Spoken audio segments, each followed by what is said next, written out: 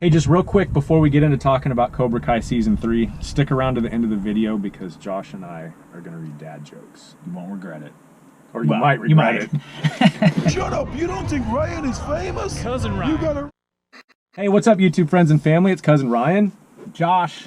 And finally, we're going to talk about Cobra Kai Season 3. Yes. I want to give a shout out to Carol because you're my buddy in this. I know you're a big Cobra Kai fan as well, so hi, Carol.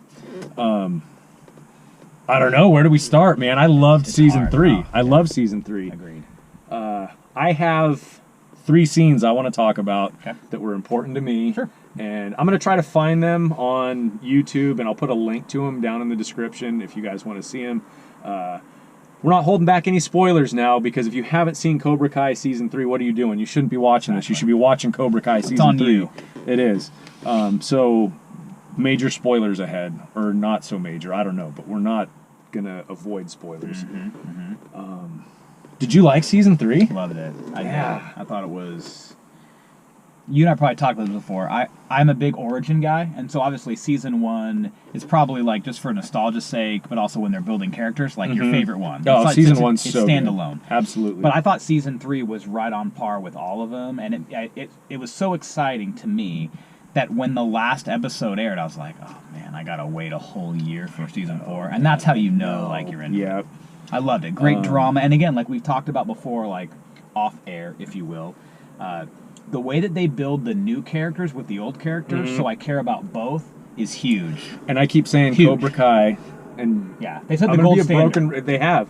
It's the textbook. It is blueprint for reviving a decades-old franchise. And I'm going to say it probably 100 times more too. That they just nailed it. And it's the original cast, because you've got to have those characters that you fell in love with decades ago, and they did. It's just so good. But Season 3 to me had, like you said, Season 1 is the origin.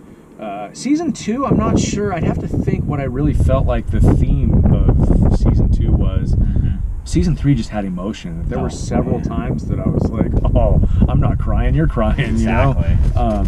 And also, but see, when you get to a season like that, by the 3rd season of shows, like now you're invested in the characters, but now you're seeing some of their growth too. So it's really cool to see how these characters have grown and changed, right? And yet are still fighting against who they used to be. So that's why Season 3s are great seasons, I think. Yeah. This totally had that in all the characters, where you're seeing their continued growth from Daniel to Johnny to you know the rest of them. Exactly. Yeah, absolutely.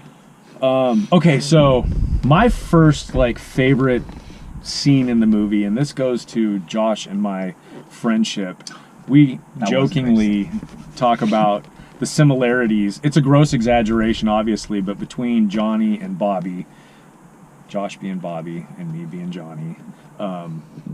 Josh, why are you Bobby? I am Bobby because for a living, I'm a pastor. So for my living, it's a passion. I get to teach God's word to God's people and spend time with people and encourage people. And so that's why I'm Bobby and he's Johnny. We won't go into why I'm Johnny, but I'm gonna link the scene down in the description. So when I saw it, I was like, oh my gosh, because you and I have had these conversations. We've had great conversations. But for the record, I could not do what Bobby did to Ryan. Ryan would totally take me out every time. No, man, not even. That's not even true. You're talking about the sweep, the leg sweep in the church. That was awesome. But after that, so Johnny comes into the church drunk, and he's like, oh, BS, you're not whatever, and Bobby sweeps his leg. Yeah. By the way, real quick, before we get off on this, when I said Bobby, it made me think. I wanted to mention Robbie and Bobby. Oh, yeah, right. Is Robbie named after Bobby? Is that like Johnny's way of honoring his friend Bobby by naming his son Robbie? I could totally see that. I could too. That's great. That's a good question. On the website. Yeah, it's a great question. I agree. But then after that, Bobby and Johnny sit down at the altar after the congregation's left, and they have this really deep conversation about doing what's right, because Johnny's questioning himself, like, I did everything right and it didn't work out. And Bobby tells him, sometimes it's just you do the right thing regardless of the outcome. Yep. That was a great scene, oh, dude. man. It was a great scene. Loved it. The thing that Cobra Kai does really well, that you probably agree with too if you watch it, is it's funny, but it really speaks into life. I mean, even if it's not that exact situation, sometimes can be exaggerated, but we're talking about a guy that's growing in his life and wants to be different than he was. And I think you'd mentioned it before. Redemption is a really strong part of season 3. Big time. Yeah, big time. Just a great arc. Like I'm real. You know, you love Johnny. You love to see him struggle, but you love to see the progress that he's made. And I thought that was one of the best parts of season 3. Agreed. Was the progress that Johnny has been making. definitely. In the fight. Did you have a scene you wanted to? So there are a lot of scenes that I really enjoyed. One scene that totally comes to mind is I love the kids in the kind of like city planning meeting after they're saying, "Oh, the All Valley tournament's off." Right, because the All Valley tournament gets canceled after the fight at the end of season 2. And everyone, the way that they, even with their differences, came together to say, here's why we need it, and the compelling evidence for that, I'm a sucker for that stuff. Yeah. So to me, like, that was absolutely amazing and awesome seeing them come together and talk about, hey, you're talking about these negatives, here are all these really positives, and it's going to be a good thing. Plus, then that led into this whole, like, season 4 is going to be this amazing showdown. I'm assuming, like, training montages and figuring out what that looks like in games until it leads into... Agreed. Yeah. Oh man, I love that scene. That is scene a really good one. Was one of the best For sure.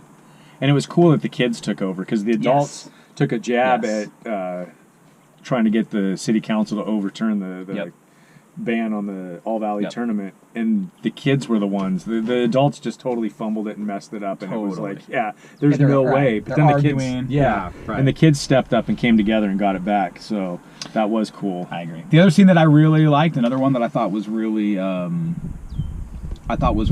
good, was the way that, as you see, like Johnny's character continue to grow. I loved that he, when Allie came. Oh, you know? And when you'd think old Johnny's like, all right, I'm going to give in to my temptation with Allie. Well, but hold on, let's back up because, and this is one of my favorite scenes as well. Yeah. Carmen and Johnny finally hook up, and it's, they have this, they leave the next morning with this kind of, how are we going to handle this thing? Because they remember the end of season 2, like, she was, get away from me, get away from my son. Don't want to see you again. Yeah, right. And that was one of the parts that that hurt. I know, because I think Johnny and Carmen belong together. Yes, I agree. But literally, Carmen leaves Johnny's apartment, and he finally gets a response from Allie in Facebook Messenger about wanting to meet for lunch, and it's like, oh man, Johnny's gonna blow this thing with Carmen. Which what old but it's Johnny Allie though. But it's Allie. Right, but exactly. It's Allie. Right. So. Right. Go ahead, keep going. So that's this whole scene where they enjoy the day together, but then at the end, like... They played miniature golf. Which is a great game. But then at the end, when he just realizes, like, how much he likes Carmen, and how much he likes Allie as a friend, but that's where it needs to stay because of just his new life. I love seeing the growth in Johnny as, you know what, like, I'm not just going to be the guy of how I used to be, like, in high school and just kind of do whatever I want, whatever feels good. Like, I want to grow and even be committed to something. And I love also that they had Allie help in that. It wasn't... And it was really good. And they kept it shaky for a little bit, too. I mean, even right up to the very end. That was great theater. She ended up taking him to this Christmas party that her parents were part of at the, country club. And it was even right up to the very end when they're leaving, you think that Johnny's going to leave with Allie. At least I did. I thought there was no way he can resist. But then Allie says something about, so who's Carmen?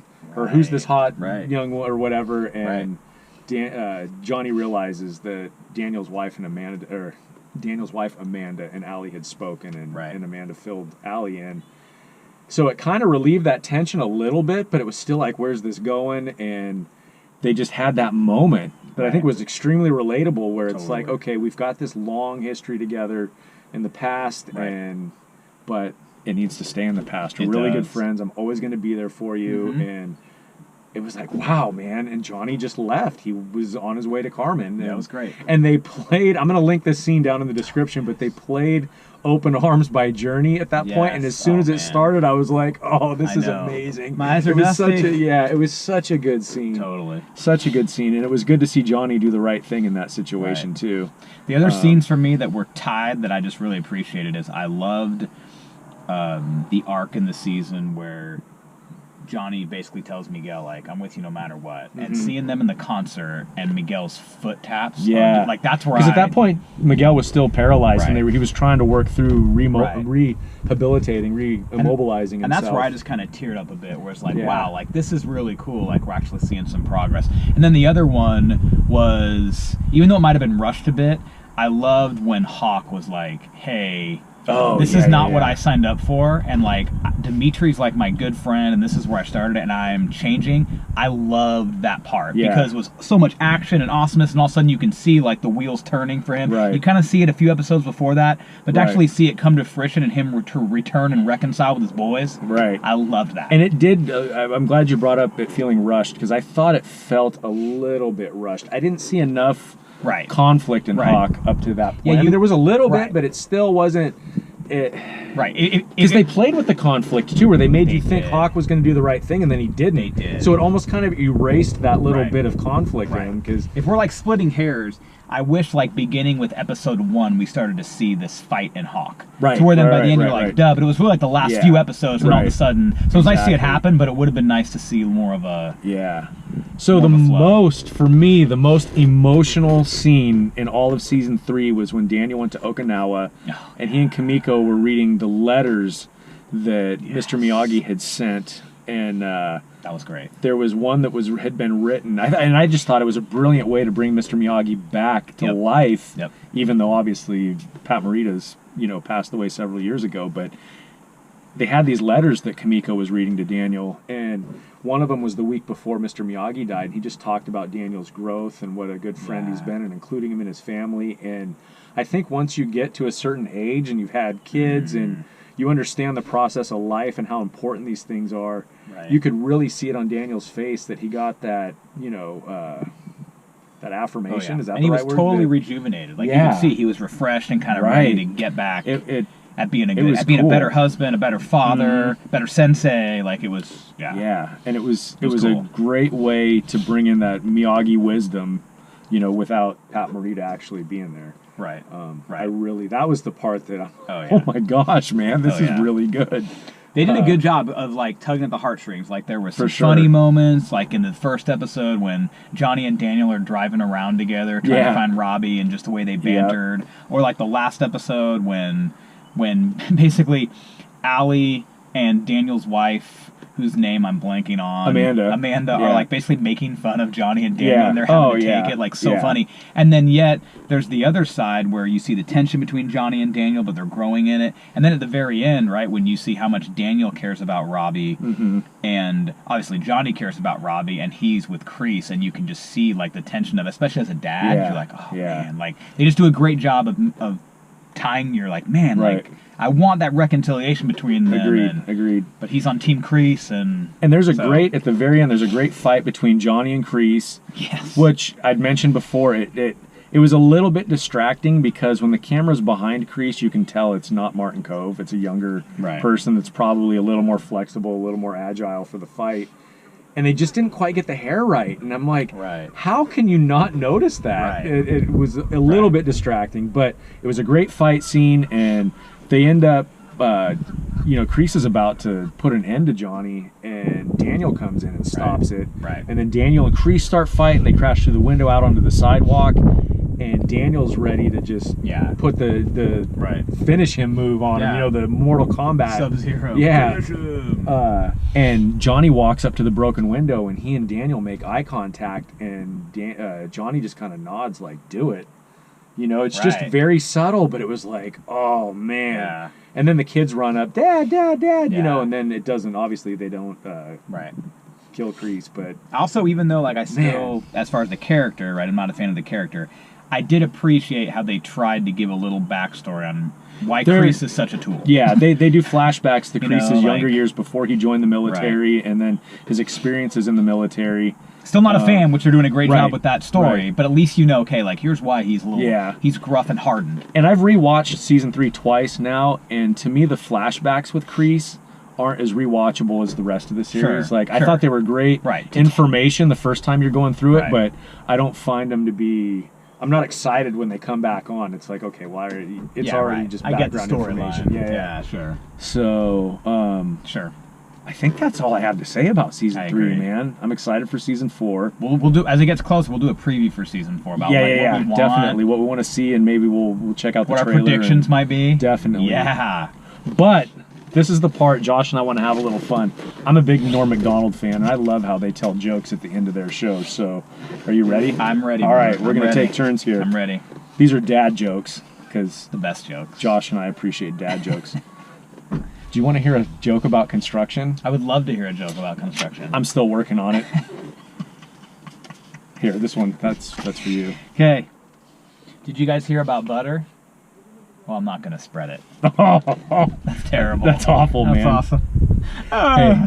I love these. Do you know how many apples grow on trees? I don't. All of them. Let's see. These are so good. Here. They're so not good. Okay, so ready about this? Did you hear about the restaurant on the moon? Great food, no atmosphere. Oh, no, man. Oh man, that is cheesy. When I was a kid, my mom told me I could be anyone I want. Turns out identity theft is a crime. Here you go. That one is really good. What rock group has 4 men that don't sing? Mount Rushmore. Oh, but it's... Here, you can do that one too. This one too. Why did the Invisible Man turn down the job offer? I don't know. Why did the Invisible Man turn down the This job makes offer? sense. He just couldn't see himself doing it. That actually does make sense. That does make okay, here's the last one. Are you ready? Uh, Oh, this is kind of touching, man. oh man, wow. Do you know the last thing my grandfather said to me before he kicked the bucket? I don't. He said, "Hey, look how far I can kick this bucket." All right, that's enough. This joke's amazing That's because enough. literally I just gave my wife a Valentine's card that said, "Will you brie mine?" And it was a piece of cheese. So terrible. awful. It was so cheesy. But that's amazing, though. It was That's awesome. so good. Oh man, I love this. All right. Well, Josh, thanks for hanging out, man. Anytime, I appreciate brother. it. I can't wait for Cobra Kai season 4. and- Absolutely. Yeah. Okay. So until next time, be excellent to each other. You filthy animal. You know, say it's cousin Ryan on the Hollywood Boulevard. You know, say he bigger than any superstar. All of us spit you some real dope bar. Some of them sweeter than any chocolate bar. Boom! Okay.